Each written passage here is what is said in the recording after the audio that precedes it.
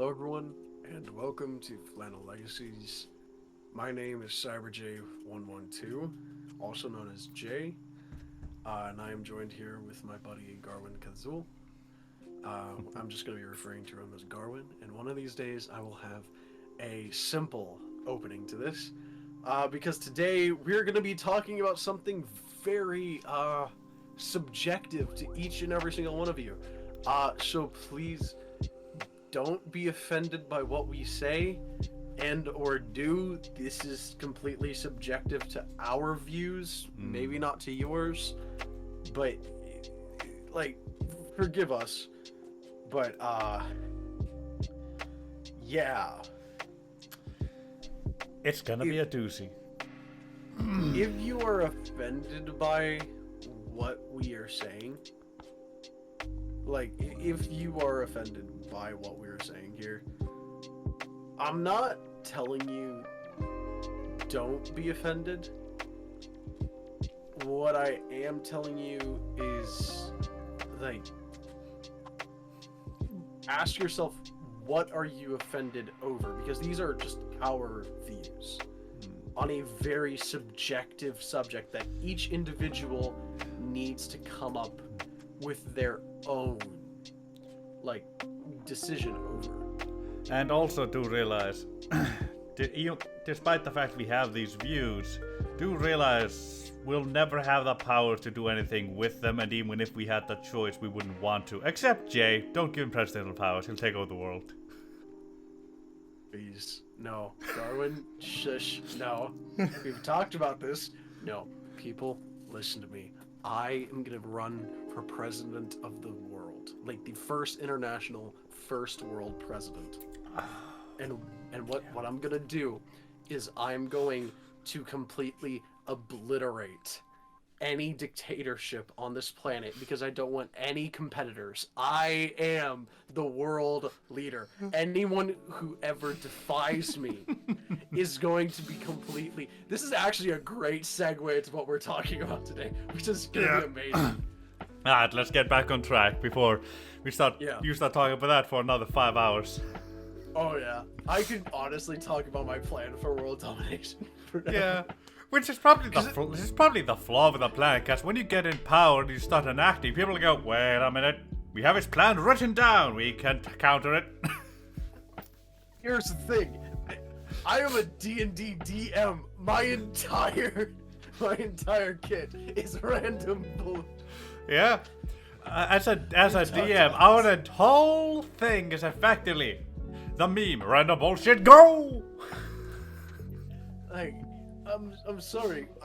You'll actually think that my skill of improv isn't going to just absolutely obliterate any counter plan that y'all have? I have plan after plan after plan. Just you're gonna be like Einsul Gown. You realize someone's countering you, then you do something random else, not really fully thinking it through. Then everyone else goes, Sasuga J-sama, the brilliant mega mind of our generation. Exactly. He's foresaw everything. He has planned 1,000 years into the future. No, I haven't. It's just I'm just trying whatever happens. Yeah. If it sticks. Much like everyone in D&D. But actually, that brings me to a good point. Eins Ulgon. Yeah. A skeleton who has actually harmed a lot of people. Oh, yeah. Is he evil?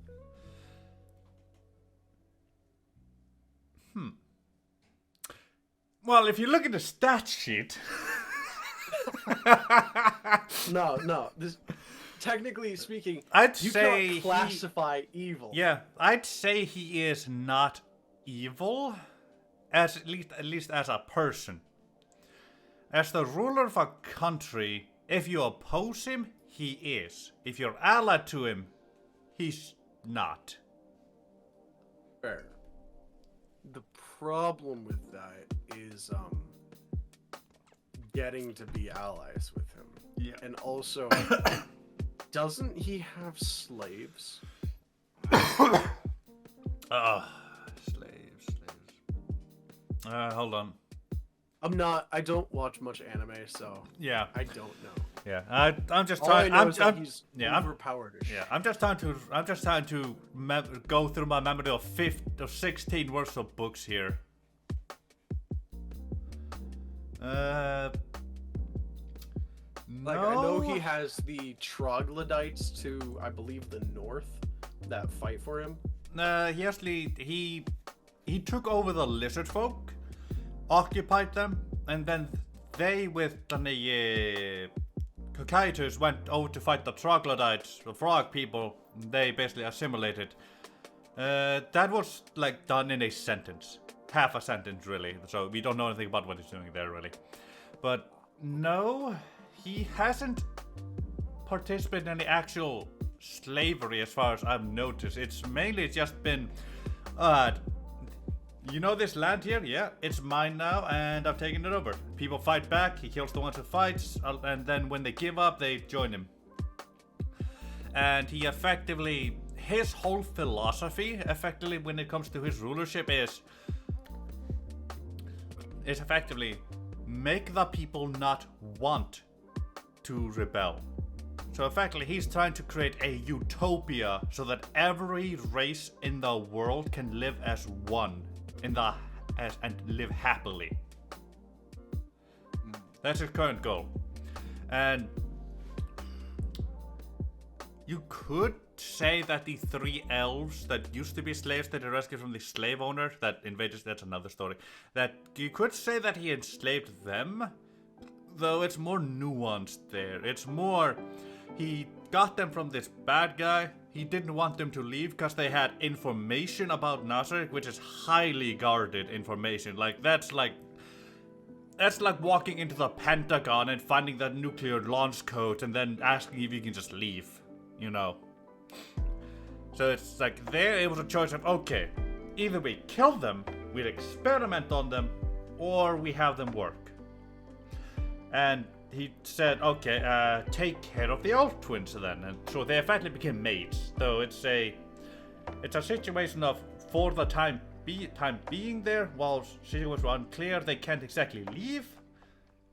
But then, I think it was 10 or so books later, he basically said, so, situations become clear, you can leave if you want to. Now, no, none of them really wanted, because let's be honest, when you live in the world there and there, why would you want to leave Nazareth? It's a paradise on earth. You have cappuccino machines. Yeah, sure. Next question. I know his what are they? Not the maid, but actually yes, the maids. A few of them are most definitely evil. Oh yeah. Like his floor guardians, like Demiurge, he was made by a guy who basically was, evil is so cool. In this game, I'm gonna emphasize everything evil I can in the world. And he made an NPC to represent that. Which NPC was that? Demiurge. He is literally dressed as a businessman, or a lawyer if you want to go there, or even a politician. And he is a devil, a literal demon. He's a demon. Okay. Yeah. Okay. Also, in Overlord, demon, devil, that's not too much disposition there. It's like one can evolve into a demon, then a devil, then a demon, then a devil, depending on which is more powerful, up a branch of like 1,000 so options, you know. They don't distinguish between the categories there. But yeah, his entire thing is effectively, he's the military strategist of the Einsulgaun. He is a genius. He is the smartest NPC in Nazareth, tied only with Albedo and fuck. How could I forget the name of Ain's son?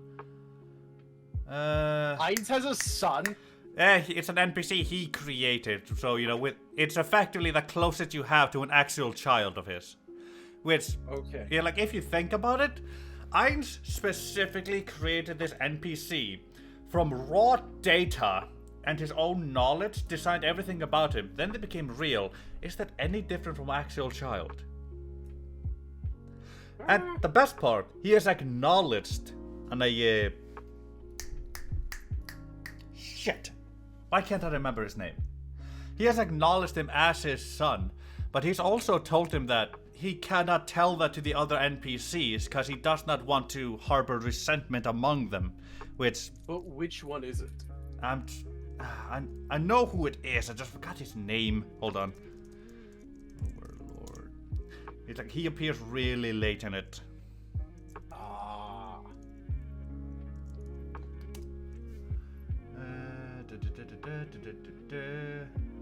Okay, fine.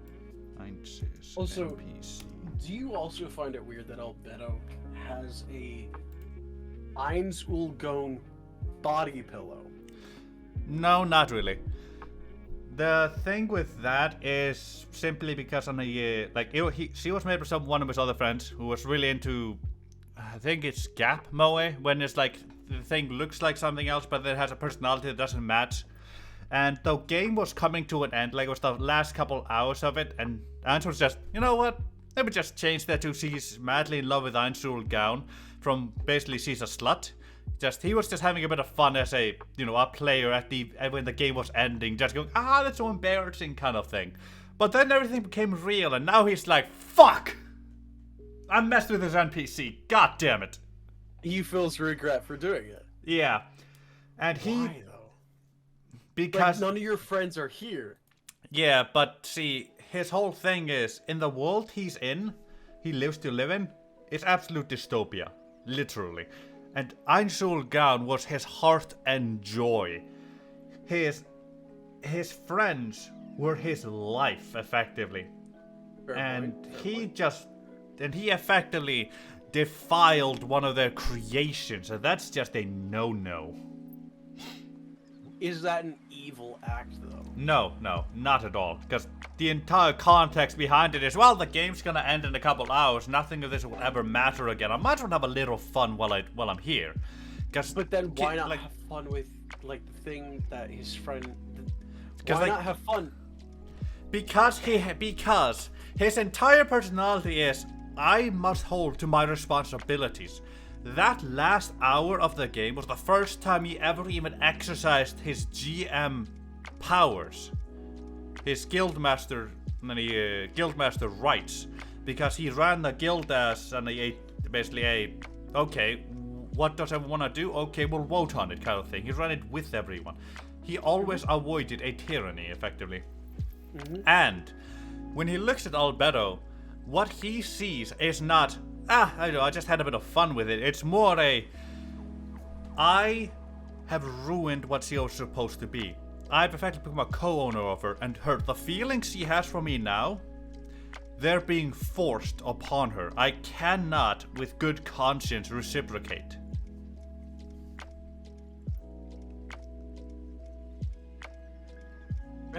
Yeah, if his friend had made it so that she loved him, he'd be fine with that. But it's the fact that he himself stepped in and forcefully altered her personality.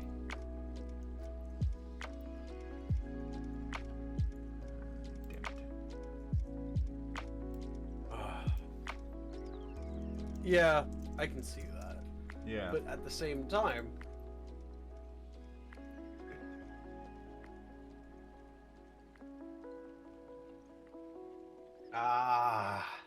yeah, I can see your point. Yeah. I was gonna try and say, but he didn't know, even though he changed it, he did it in fun. And on top of that, he didn't know any of this was gonna happen. Why not have fun with it now, after the fact? Like, after, like, he didn't know what was happening. He can forgive himself, I'd say. Yeah, like, I can definitely see where you're coming from. It's also tied into the fact that he is now undead. Every one of his emotions is being suppressed, including pain and lust, like actively. If he gets angry and gets too high, it's forcefully depressed via magic, effectively.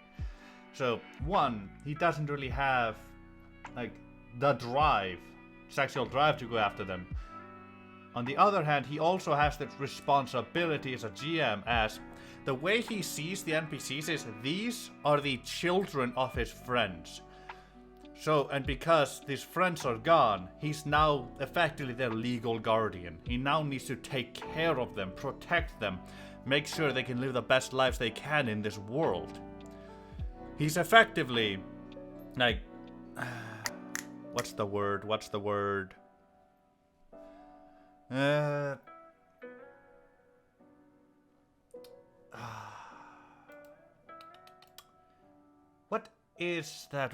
There.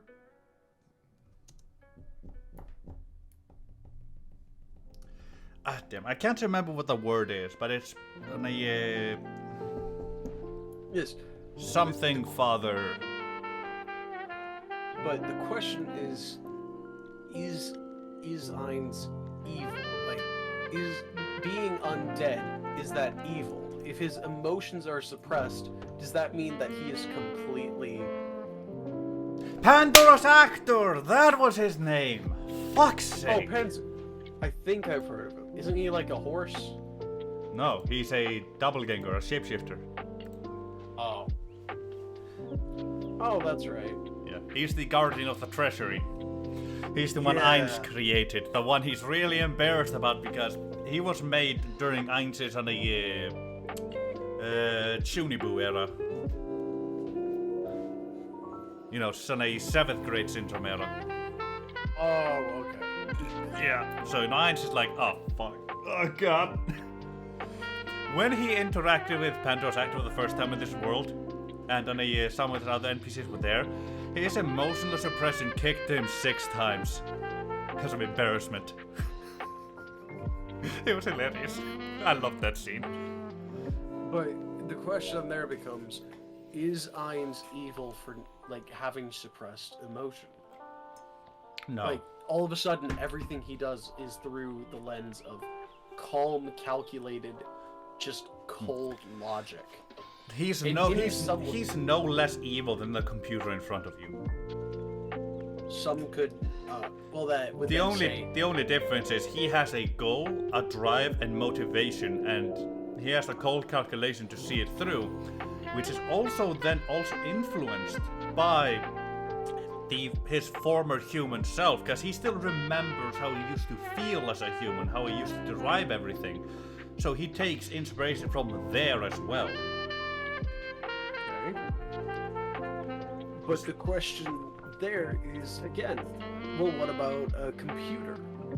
Can a computer, be evil? It can do evil acts, but it can't be evil. So therefore, can Ainz Ulgone be evil if it has no emotion? He can, yes. Because he knows the difference between what right and wrong is. He used to be a human as well. He knows what these emotions feel like. And all that shit. Like, he's not a computer either. He doesn't 100% go, what is the most logical thing to do? He also goes, what do I want to do? What do I want to accomplish? How do I want to accomplish it? A computer doesn't do that. A computer is just, okay, 1 + 1, 3 + 3. What is the best way to save the human race with the laws they have given me? It's just this. That leads to the best possible outcome for the laws I was given. Let's just do that. Meanwhile, Ainz, under the same directive, could go, this is the best way, possibly, but I don't like it. It doesn't make me feel good. I'm gonna go do this instead. Well, the question there is, until, like, say, save human lives, well, how do you make sure all human lives are saved?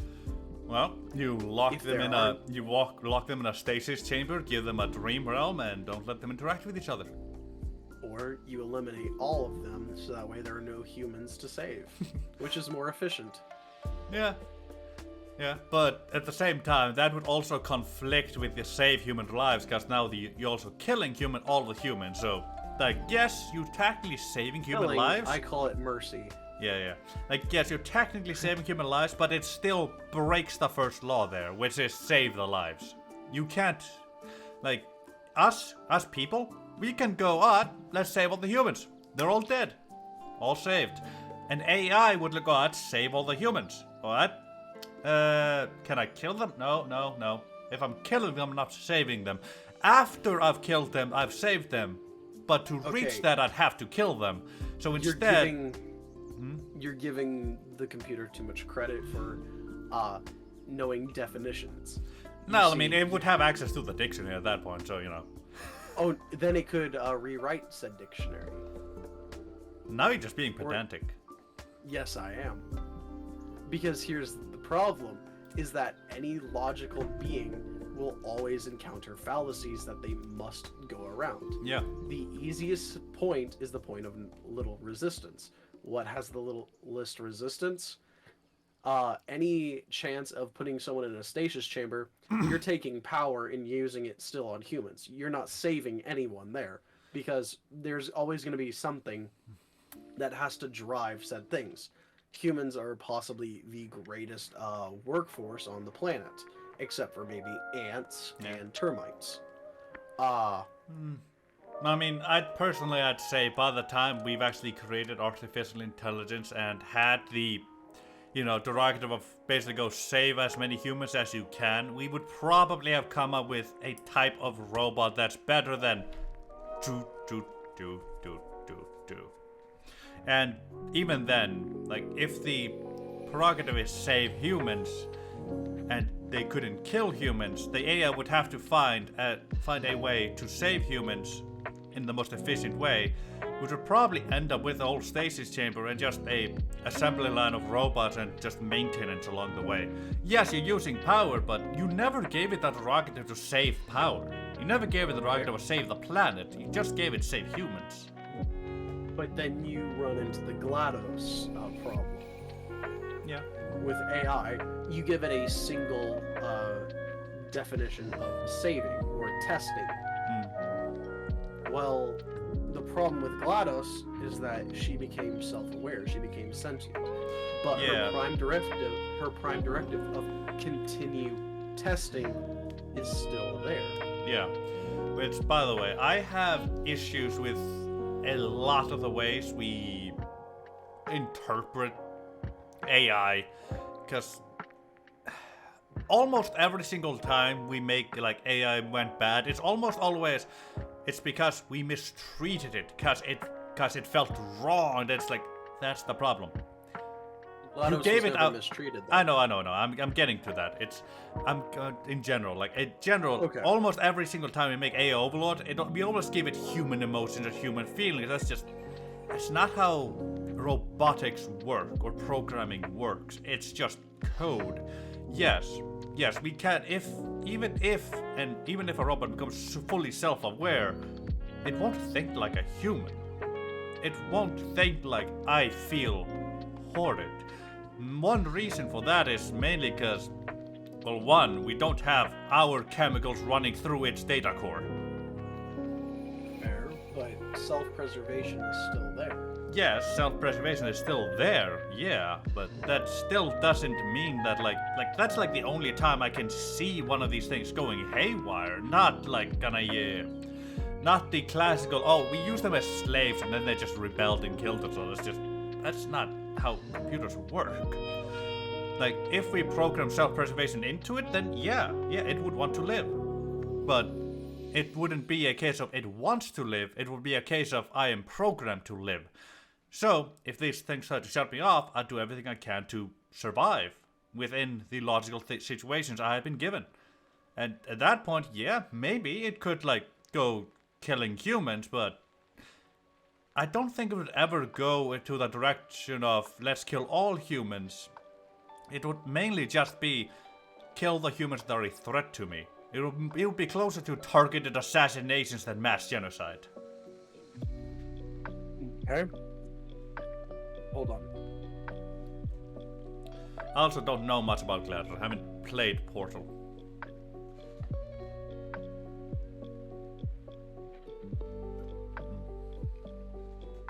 Ah.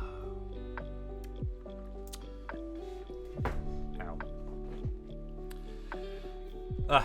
This is quite the philosophical debate, don't you think, boys and girls and gals and fellas and...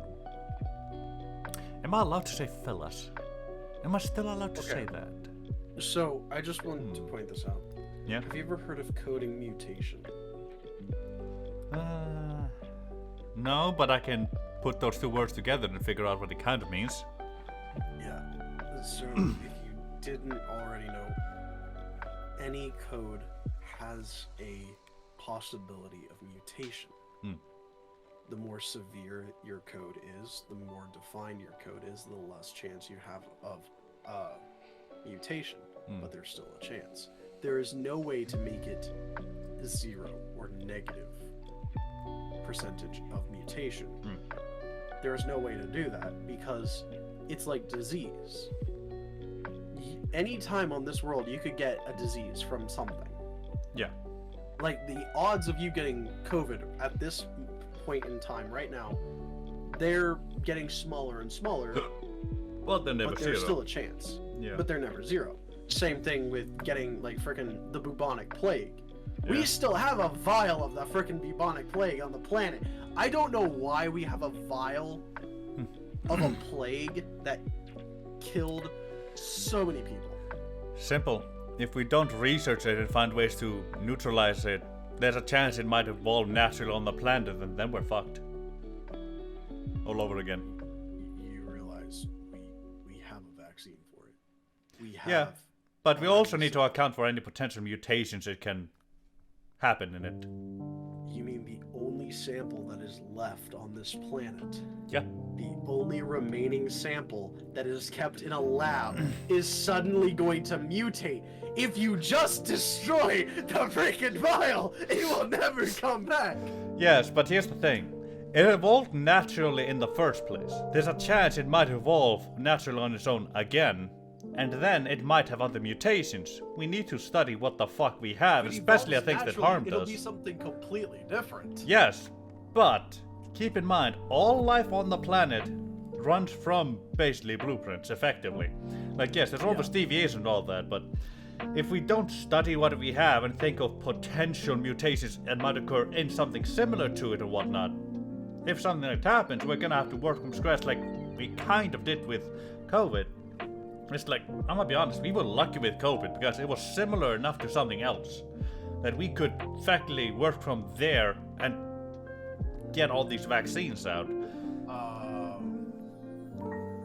Not to, ruin your fun, but just saying, very recently, actually, very recently, I can finally talk about this and say I was fucking right.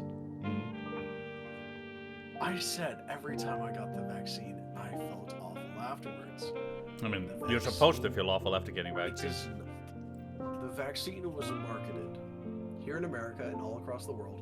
It was marketed and threatened people to take it to stop the spread, because what it does is it stops transmission. That's what they marketed. That's not how vaccines work. No. That's how they marketed it. I mean, marketing teams are gonna be assholes about it. The main thing was to problem- slow it. The main thing about the entire vaccine thing was slow it down so we don't overload our health centers. It'll make the COVID situation run longer, but it'll lead to less deaths overall because, we won't have 5 million people at the hospital. Instead, we'll only have like 1 million over the course of 1 million this year, 1 million next, instead of something like that. Oversimplified, yes. It's more complicated, but generally, for the layman, that's kind of how it works.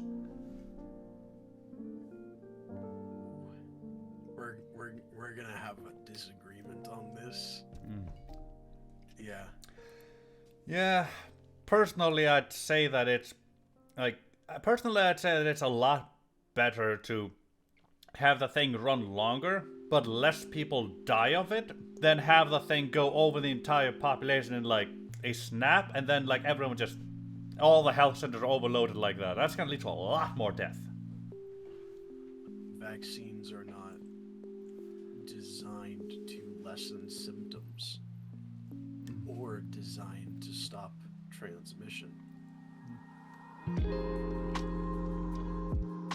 The data came out, and in many of the vaccines, there was venom, snake venom, Yeah. in several cases. We also use vaccine. I can't say that word. Something acid Chloroform? no, we also use something something acid in a lot of our medicines. Chloric acid? Yeah.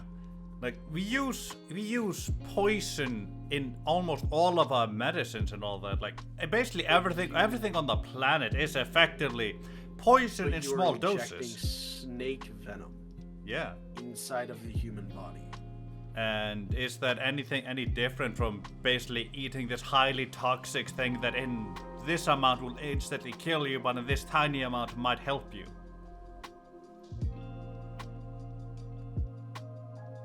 There isn't much of a difference there. It's just the amount and whether they actually knew what they were doing. That one matters. Because That's the problem. I can get behind you if they had no clue what they were doing. Then sure. Okay, so tell me, within the flu vaccine, like I'm going to take it to this. The flu vaccine, it took years. Generally, it took years, decades to create a vaccine for it. Yeah. SARS, as in pneumonia. We still don't have a fucking vaccine for it. Yep. Yet, COVID comes out. 3 months go by, and 4 companies have a freaking vaccine for it. Yeah. Yet the virus that they claim it is so similar to, we still don't have a vaccine for.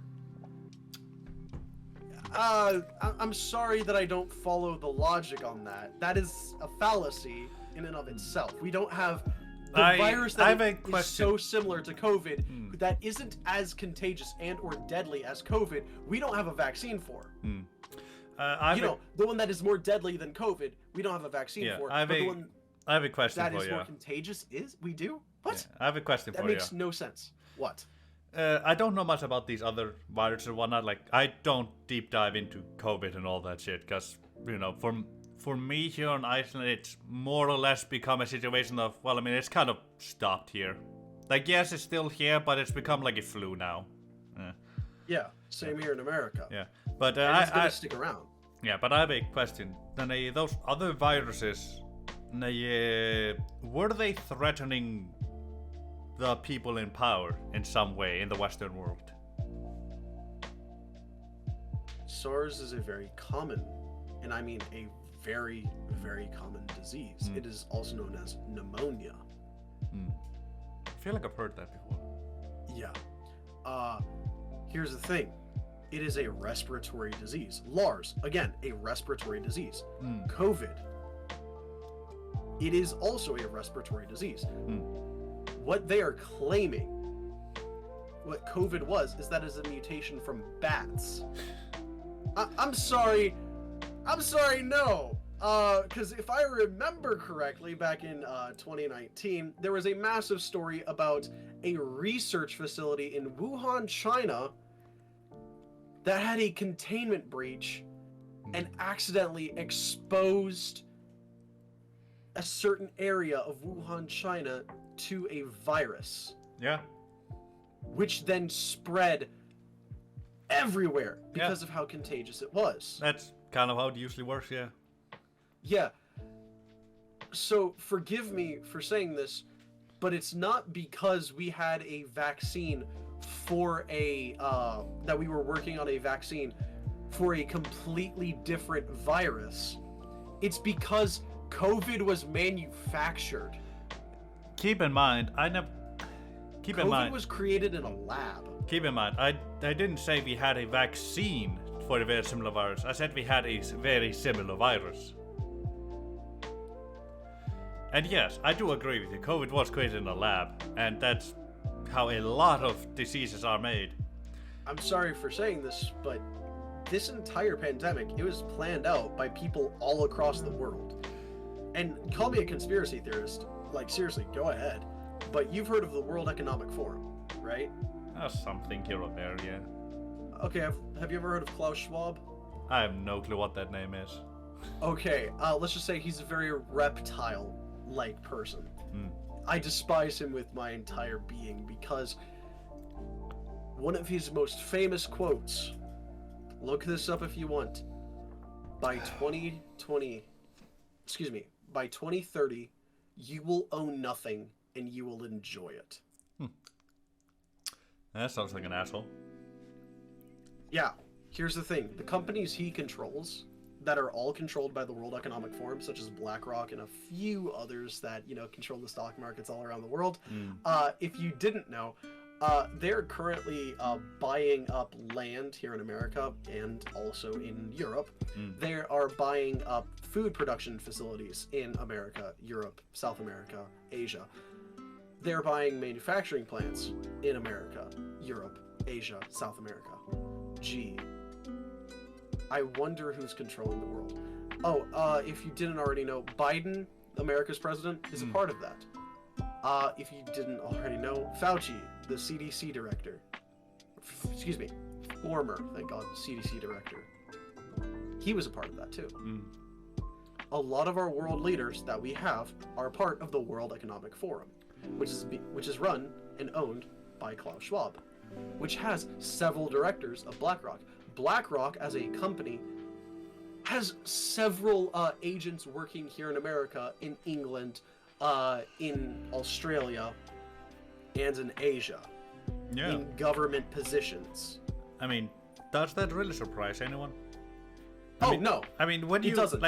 think of humanity, when you have any amount of people, if even one individual with enough power, they're gonna use it. Oh yeah, and here's the thing. What they're using it for is literally just declining the world's population.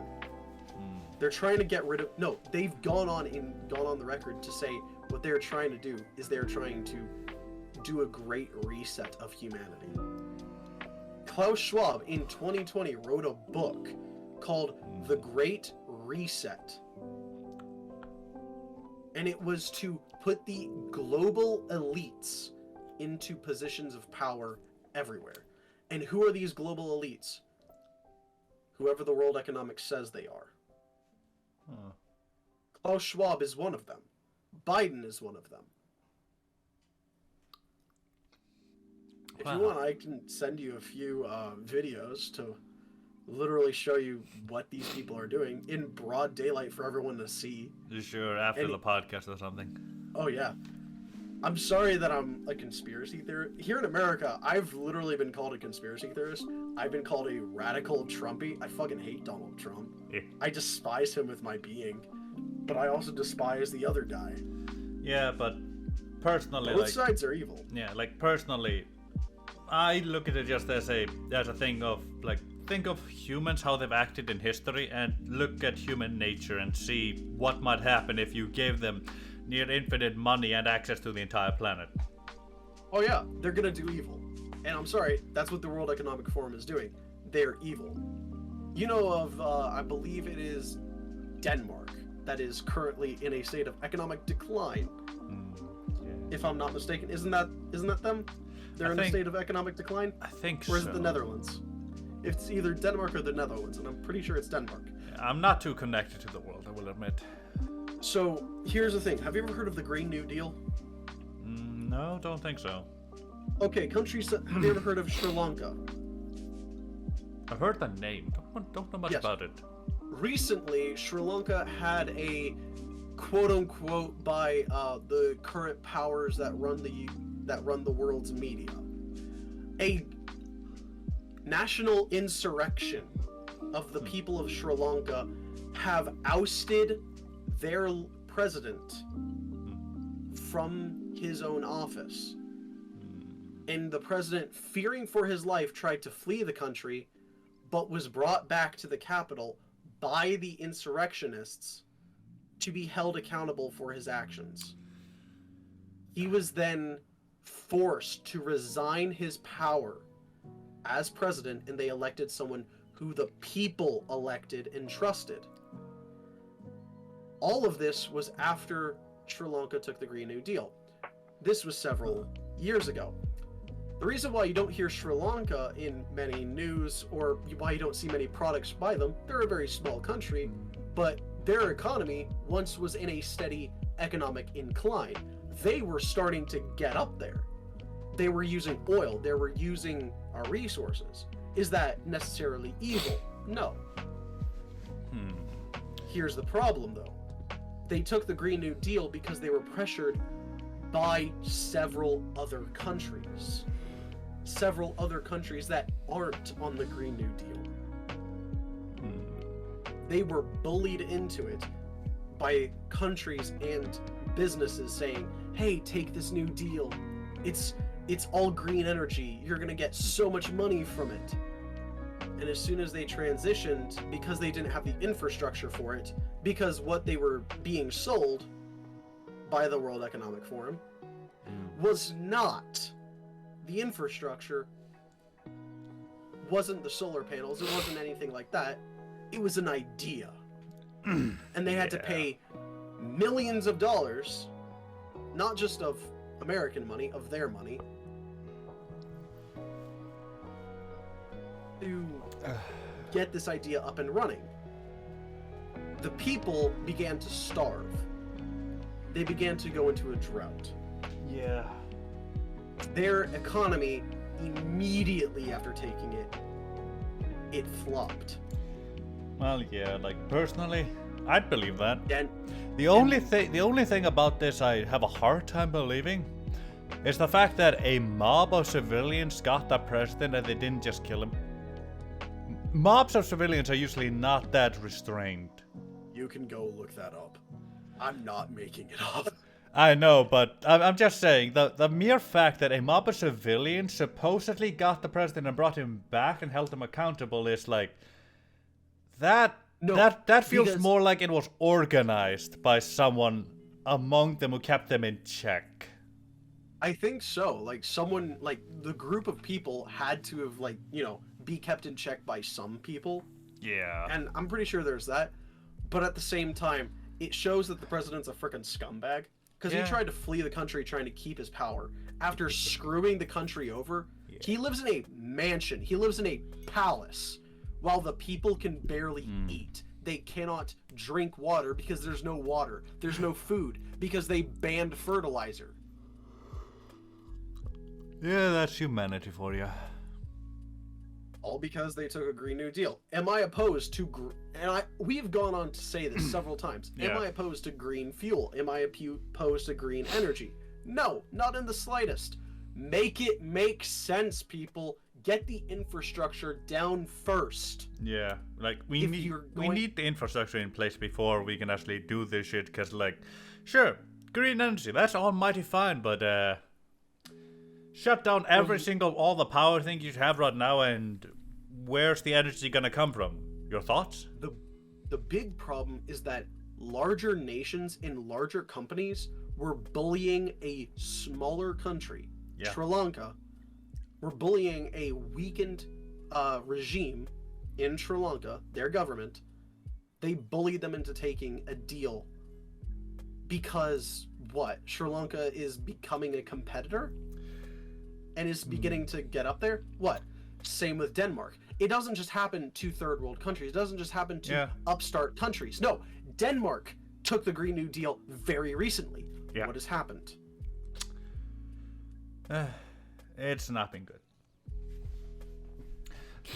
Like, when it comes to nations and power and like this, there's always a degree of bullying among it, because you have people with a lot of power. They're gonna bully. It's what humans do.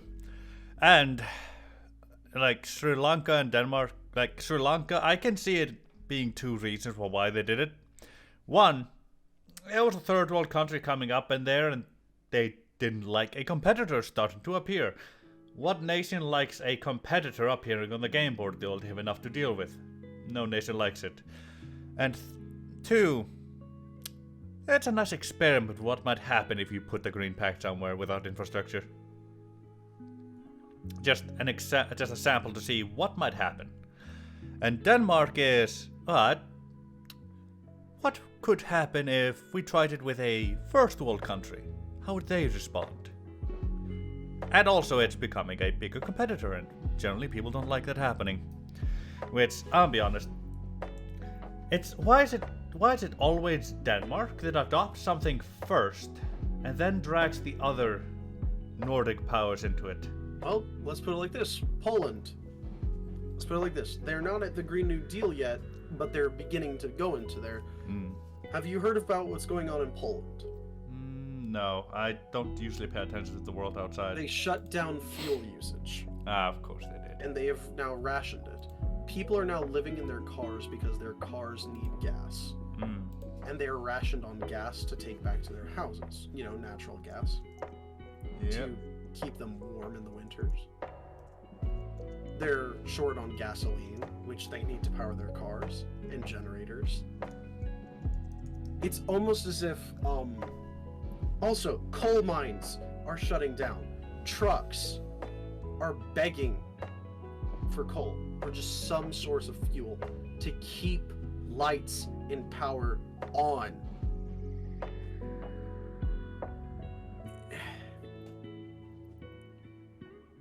Like, I'm sorry, but it doesn't just happen to Sri Lanka. It doesn't just happen to, like, smaller countries. It doesn't just happen to lesser developed countries. It happens all around the world. It's happening here in America.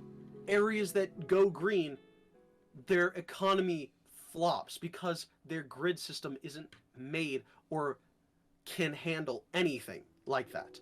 Also, the tax dollars of the area, they're no longer going to the power plants or to anything that's going to the infrastructure. They're going into the hands of politicians. And it's like you said, if you have someone in power, they're going to use their power possibly for self-betterment. Self-empowerment, if you will. Yeah. And this is the problem with humanity, is because are humans inherently evil? No, we do not have an evil soul. From what I have seen of humanity, we do not have evil souls. We have evil people. Yeah, that's generally that how does it not is. mean every single person on... You cannot tell me that every single person on this world is inherently evil, inherently racist, inherently wrong, inherently a demon, secretly. I'm sorry, not all men are inherently sexist. Not all women are inherently misandrist.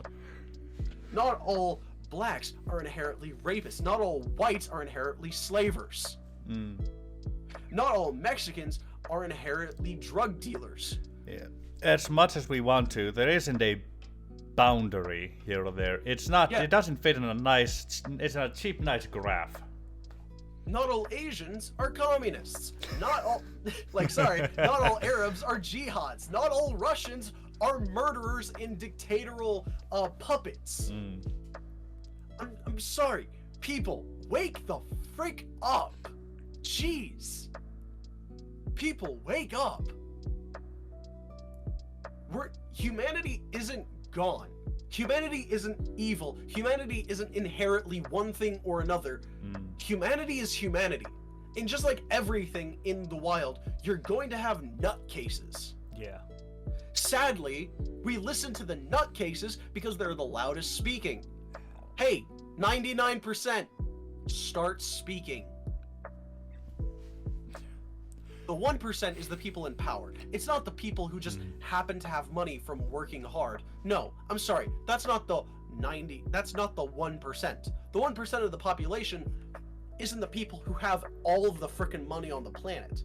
The 99 aren't all the people who live in poverty. That's 30% of the population who lives in poverty. I'm sorry, if you go to a third world nation, I do not consider them the 99%. I will consider them impoverished. I don't. Because look at what's around them.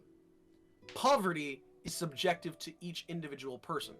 It truly is. A first world country and a third world country, that is on the government.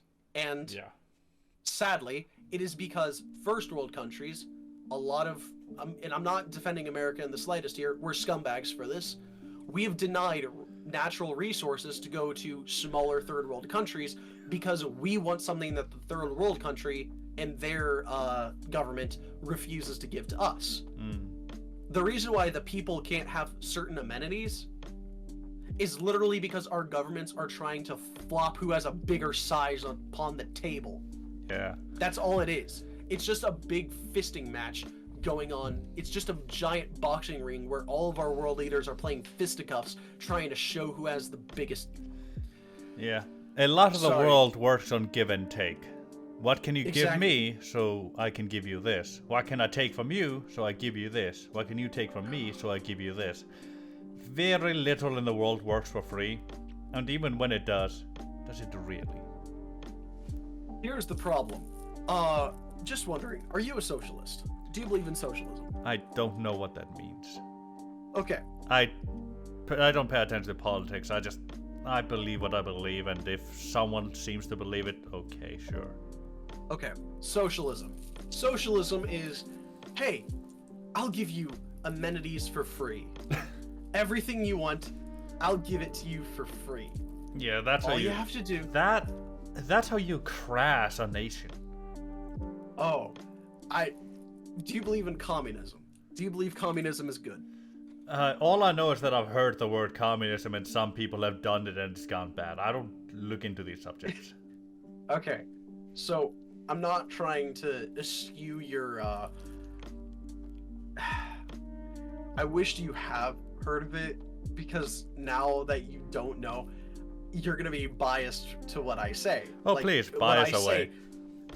You're going to hear a biased point of view from someone who has researched it and already has formed a bias of it, because I believe in capitalism. Yeah. It's just like how President Kennedy, he said back in the 60s, capitalism may not be perfect, but never once have we had to wall our own people in to keep them from fleeing. That is more powerful of a phrase than, I'm sorry, you cannot tell me that there is a much more powerful political statement out there than what he just said Yeah. about economics. It's the because- best bad system. We don't have a good system in the world for running a No. country. It's just the best bad system. Here's the problem. It runs off of greed. And everyone's like, Yeah. oh, well, everyone's selfish and greedy. And it's really like a market that just completely, it discriminates upon everyone. How does it discriminate? Yeah. Seriously, how does it discriminate? Like, the way... Like, I don't know a lot about capitalism, but the way I see it is effectively... He who has the most to give gains the most. And thus they can give more, and thus they gain more. Yes. That's it in a nutshell. Like, if it doesn't matter what the fuck or who the fuck you are, you could, heck, with the way capitalism works, you could be a sewer rat, a mutated hell beast coming up, and you could have a lot of money and you could flourish. Yes. I'm sorry. Just because you're beautiful doesn't mean you're going to succeed in life. Yeah. Like, seriously, I've known people from my high school that they were so, and I mean, for the time, they were the it people. Yeah. Like, you have your Biancas and you had your Chads.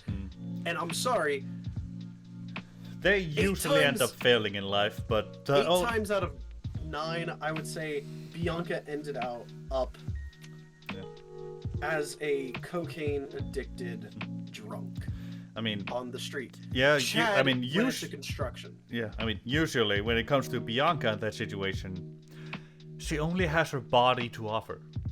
And at that point, whether or not she's doing it officially or admitting it, she's selling herself to gain things. Yep. I mean, if she sleeps with people just to get a dinner or something, or she sleeps with someone just to live with them and get a couple of money, I'm sorry, you're selling yourself. Whether you admit it or not. That's just how it is, and there is a time cap on that. There's a big time cap on how long you can live like that. Can you still find people to sleep in the get resort? Yes. But they're a lot harder to find. Which means it's a lot harder to live like that, because it's gonna be longer between your paychecks.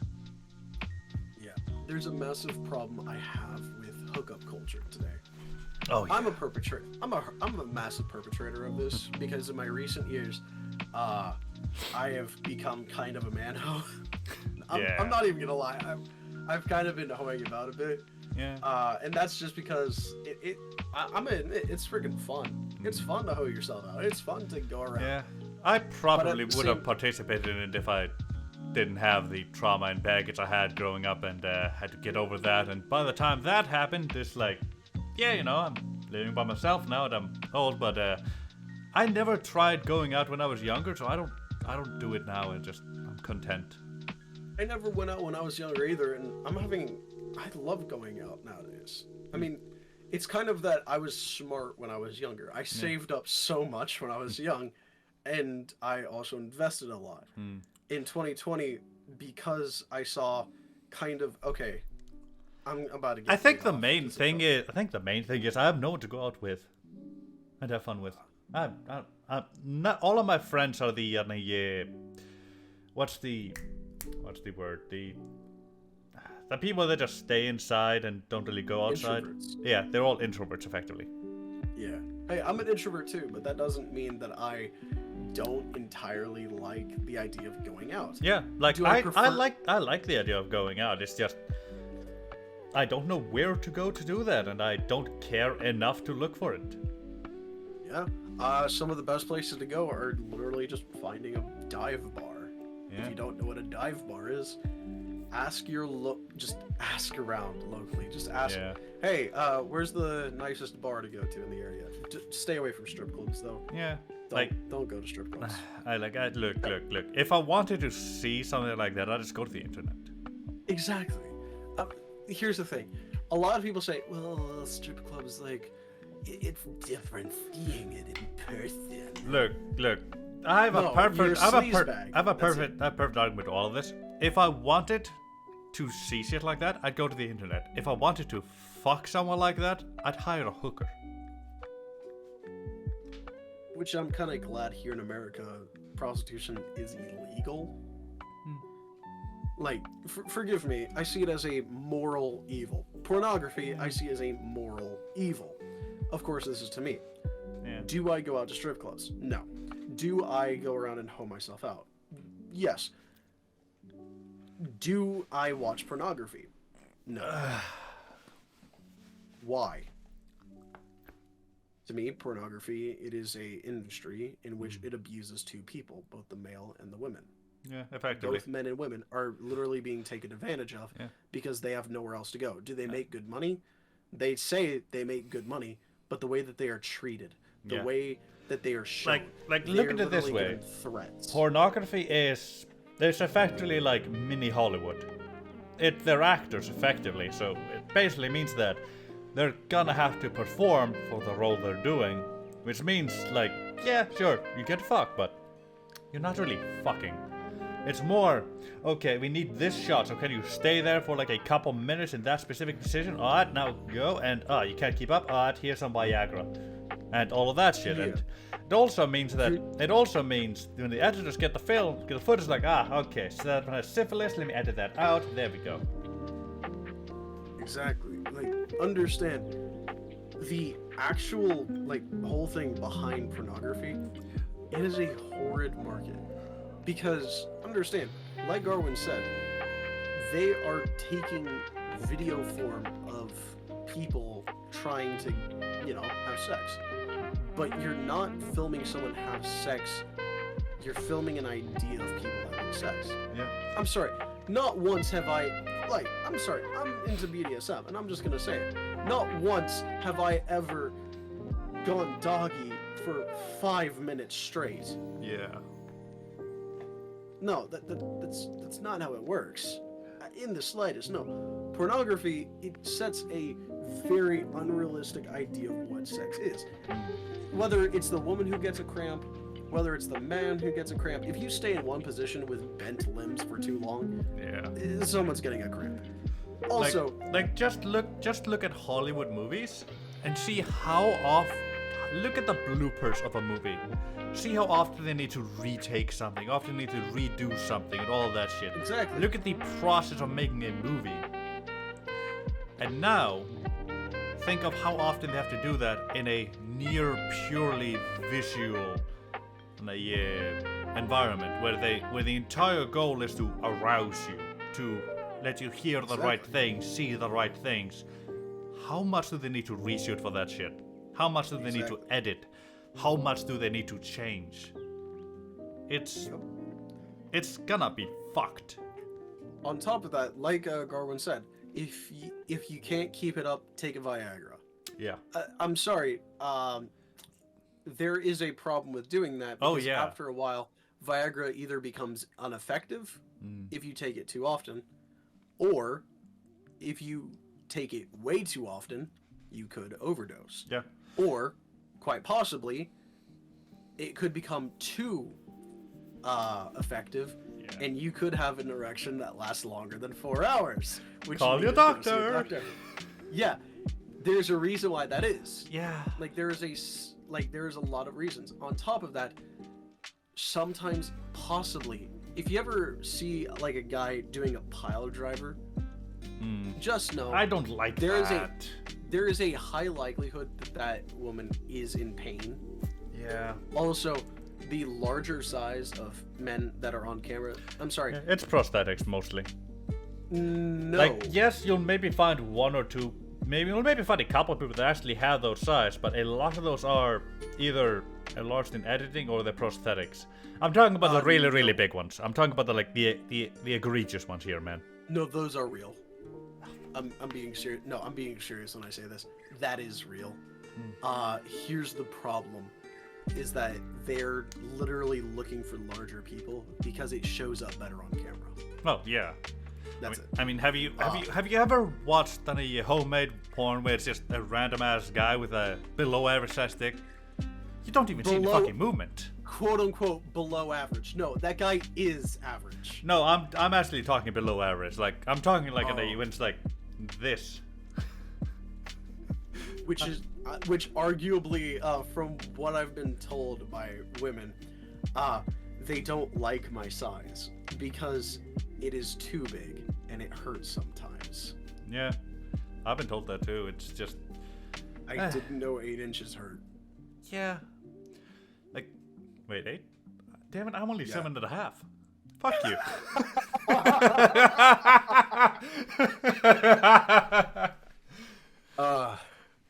9 on a good day. Yeah. I'm kidding. Nah, it is 8 though. Understand? Like I've been told several times that, like, it hurts. Yeah. Like bigger sizes, they do hurt. Yeah. Do they hit the other spots if you're gentle? Yes, they hit the good spots if they're gentle and if the guy doesn't use all of it. I'm sorry, for me, I have the whole thing. I kind of want to use the whole thing because it feels better to use the whole thing. Yeah, it's like it's the Doom guy syndrome. If I have the big fucking gun, I'm gonna use the big fucking gun. Exactly. Exactly. The problem is I have met a few girls with a size kink. And they're into big sizes. The problem is I don't have a foot long. I don't have a 10 inch long. I was about to say 10 foot long. Yeah. You're in that awkward middle ground where it's like it's a little too big for normal girls, but it's too small for the size kink. Exactly. And it really it makes dating kind of weird. Surprisingly, I'm glad that she isn't listening to the podcast because she doesn't entirely like podcasts. So I'm kind of glad she's not here. Yeah. But she has, the girl I've been with and has recently started calling me her boyfriend. Oh, fuck. Ruth, what's his face? She's recently started calling me her boyfriend to her friends. Because we're now on our 4th or 5th date, and it's nice. I'm enjoying myself. That's so cute. But I'm happy for you, my man. To let y'all in on my life a bit here, our sex life, it's pretty good. Are we compatible in the kink aspect? I have not brought it up with her yet. Yeah. And I have been meaning to talk to her about it. And more than likely, I'm going to talk about it with her soon because let's just say I'm kind of tired of cowgirl Yeah, I can and imagine. doggy and missionary Yeah, like, and lotus. like in life, you need some spice. A little variety. Let's add some spice. Yes. For me, Variety is the spice of life. Garwin, now Yes? I'm really glad that she doesn't watch this. Man, you even got me wet there. Just think how I feel. I mean, my girl watches these sometimes. Oh yeah. But understand, like when it comes to like my kinks, like no, I want to point this out very clearly before anyone like asks. No, I am not into DDLG. Shit. No, I am not into MDLB. No. I'm in. Let's just say, I'm not vanilla in the slightest. I'm not gonna pretend to be vanilla in the slightest. Who has time to be Into- vanilla, really? My entire kink list, if people must know, I am a dominant, but I can play the part of a submissive with the right person. That person, let's just say I've yet to meet them.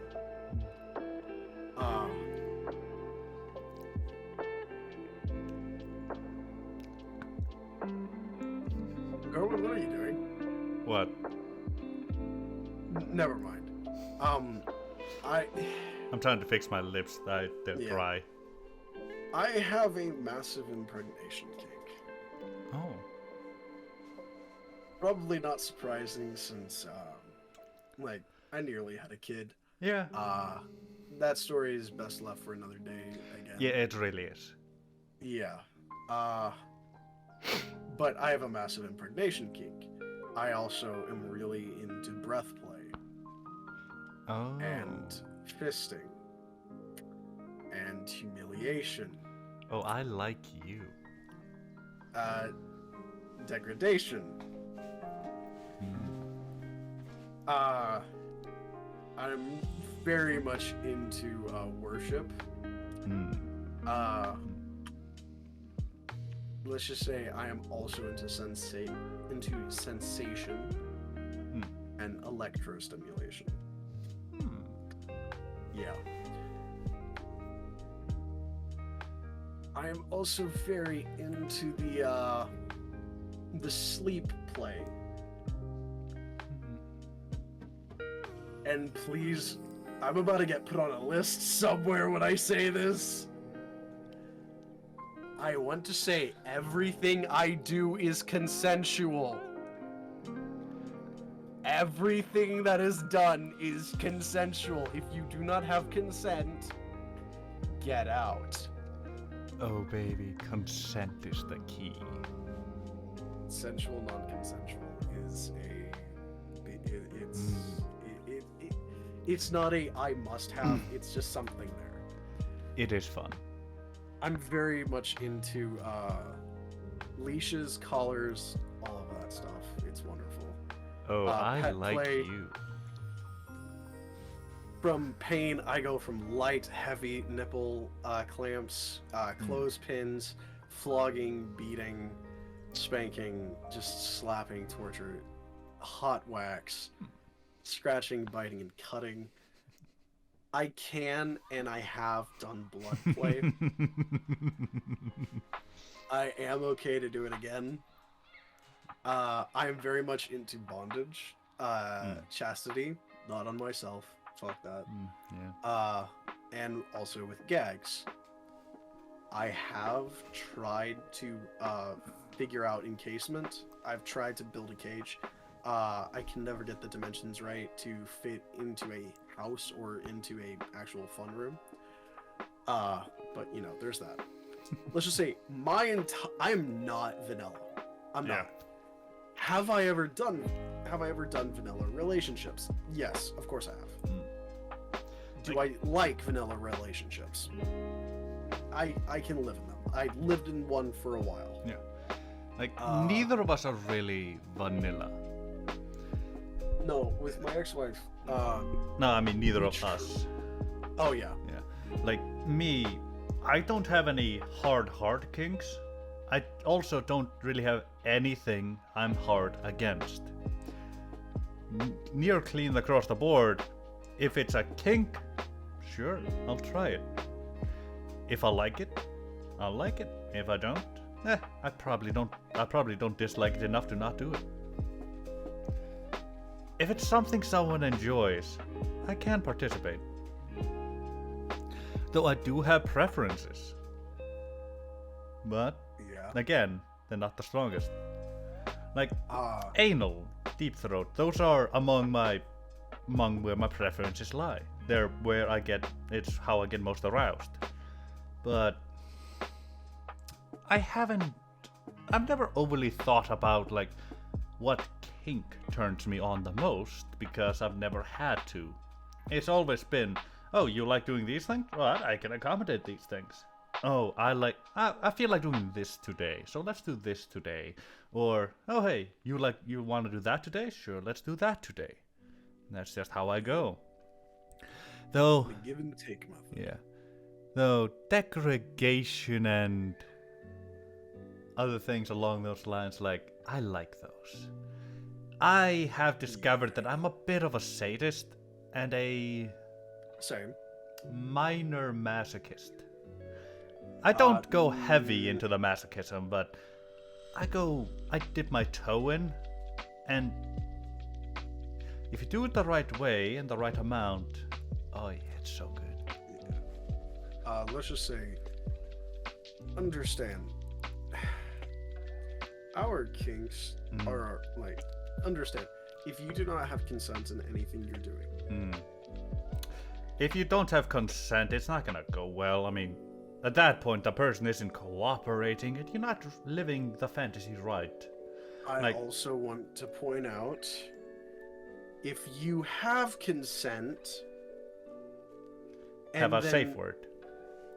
Exactly, have a safe word. Yeah. If the person gave you consent, or if you gave the person consent, and you never said the safe word, that is not rape. Just because later on you suddenly decide that you didn't like it, or that you feel guilty for doing something, that is not rape. Yeah. That is a bad decision, but it is not rape. Please stop calling people rapists for people just suddenly deciding that was a mistake. Yeah. It's come to a point where now when people call someone rapist, no one takes it seriously anymore. And it is your guys' fault. Now, when someone says, I was raped, no one takes it seriously. It's always like, oh, okay, you just regretted it or something. Oh, okay, you just decided you didn't want to. Oh, it's like, or, oh, he looked at you funny or something, didn't he? Or, oh, he said something mean to you. It's come to a point where the word rape is at a dangerous point now where it almost means nothing. Yeah. It's approaching a point where at some places in the world, even in America, you can publicly say publicly say to someone, you raped me, I didn't like it, and bystanders won't react. Yep. It's a problem, and it is a serious issue that I do not like. I really, really don't like it. For a fact, I'd go so far as say I hate it. And I don't say that often. I don't use the word hate lightly. I don't like it. You're not the only one who doesn't like it. Yeah. Alright. So, everyone, I just want to mention, like I have said several times before, this is our opinions. By no means, understand, by no means do you have to understand that there's going to be a mimic in the vault that you're about to go into. Oh, yeah. When you go in there, there's going to be a brand new player that is going to be sitting there. His name is Starfinch. His name is, and his character's name is Florence Rivercrest. Just know, this man is a paladin, and he's pretty cool. You'll find out later a lot more of his story, but just know that the treasure that you are walking on might not be what it seems. Also, just know, something sees you in the room. You might not see it, but it sees you. So please, as soon as you get into the room, roll initiative. You're gonna need it. Thank you everyone so much for joining us today on Flannel Legacies. Sorry for that ending part. Something just came over me and I had to say something. Yeah, we're not sure what it was, but it just felt right. Yeah, not sure anything of what happened. Let's say, I'm gonna call 4 people out today in this world. I don't think any of them know about what's going on. Brammer, Corbin, Thunder, and Ilzira. Not sure how those names came to mind, but you guys in particular, have a nice night. I cannot wait to see what y'all do. Oh, it's gonna be glorious. Oh, it will be. It's gonna be lovely. And while we're calling out people, hey Ruth, I'll see you later, alright? Yes. Thank you everyone so much for joining us today on Flannel Legacies. Sadly, this Garwen, we may disagree when it comes to medical beliefs. We may also disagree on political beliefs, but at the end of the day, we are still friends. We may disagree, but at least I can respect your opinion. Although I disagree with it, I may think it is foolish. I still respect it, for it is yours. I don't disagree that it's foolish.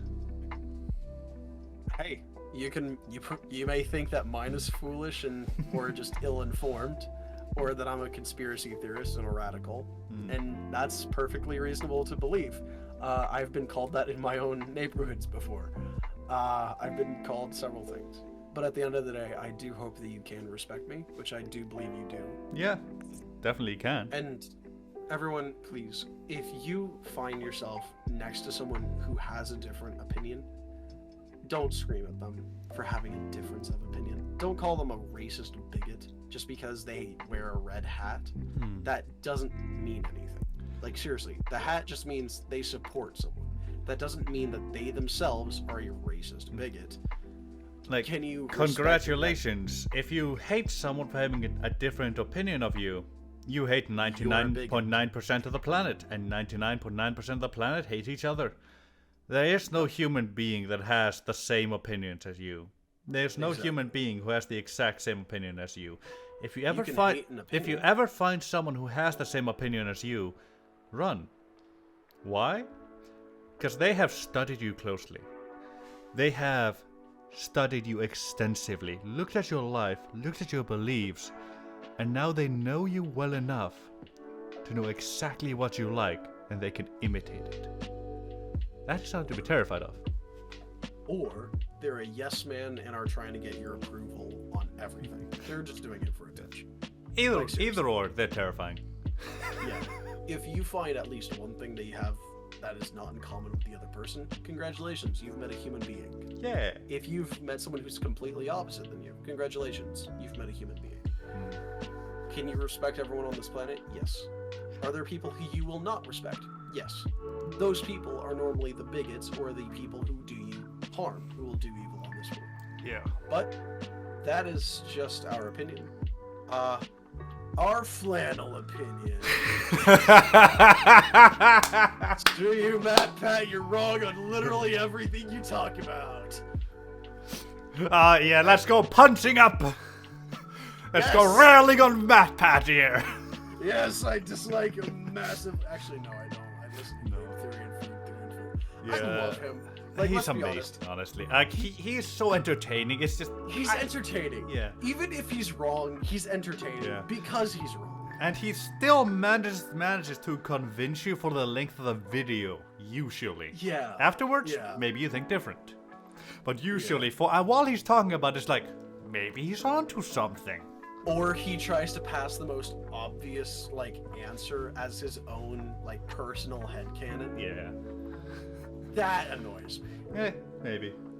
It's like, honestly, the only thing I don't really like about him is his FNAF series. Cause it's just, I'll watch him for the variety of shit he does. You know. Yeah. It's just, it went on for way too long. It's like it drew me out of the weekly watch of him, and now I'm so far behind that I don't really watch him anymore. Besides the occasional video that I catch. Yeah. For FNAF, I think the games went on for too long. I believe definitely. After Ultimate Custom Night, there should not have been a single game more. Look, with how simple the games are, it shouldn't have gone past 3 games. It shouldn't have gone past... No, hold up. No, excuse me. The 4th game, that actually changed things up a bit. The 5th game changed things up a lot. The 6th game changed things up a whole lot. And Ultimate Custom Night was literally just it was just a massive custom night with lore hidden in it. And that's it. Like, Scott Cawthon, I know that you love FNAF. It's your brainchild. It kind of, got you rich and everything. But you're beating a dead horse. Like, everyone loves FNAF, yes, but at this point, people are beginning to hate it. Because, much like the Assassin's Creed games, you're milking a cow that is already calved and cannot, lactate anymore. Your cash cow is dead. You can't milk it anymore. Yeah. FNAF is getting into that stage. Speaking of the Assassin's Creed franchise, it would have been a lot better of a franchise if you never included the modern day in it. Oh, God. Yeah, it would have been a lot better if you simply had the premise of this bloodline has gone through generations. All intriguing things happened in this bloodline. Let's follow one of them now, and then just count from there. Yep. But no, you have to flash back to the future where they put you in a machine where you learn about the evil things that the modern world is doing from the Templar's perspective. And the best part, oh, hey, you know this character you're playing? Yeah? You did something he wouldn't have. Now you're dead. Reload. Hey, you know this Viking raider, yeah? He would never have attacked civilians. How dare you? Motherfucker, do you know, Viking? It's a job. For fuck's sake. Would they have attacked their own people? Yeah. What nationality wouldn't have attacked their own people? No, I mean their own village. Oh, that's a different thing, yeah. Exactly. Yeah, attacking your own village, that's like... That's a big no-no. Yeah. Like, I do understand. The Nord culture is family. That is the culture. Religion, yes, it has implements here or there, but it's just family. Family is everything. Yes? Garwin. I just realized you were trying to sign off about 4 minutes ago. We were just trying to sign off. Oh, come on. We can go on for an hour more. No, we can't. I'm tired. You're tired. Fine. We're all tired. It's hot in here. It's also hot here. Oh, yeah. I picked the wrong underwear to be wearing this. It has that tight rubber band that kind of just builds up the sweat there. Yeah. Alright, everyone. For real this time. Thank you everyone so much for listening in tonight. For those of you who made it this far, spam in chat narwhal, just the word narwhal. Narwhal, creatures of the ocean. Causing commotion, because they're so awesome. Narwhal. Beat a polar bear in a fight. Alright. Good night. everyone. Good morning, everyone. And we will see you next week. Bye-bye. Love you all.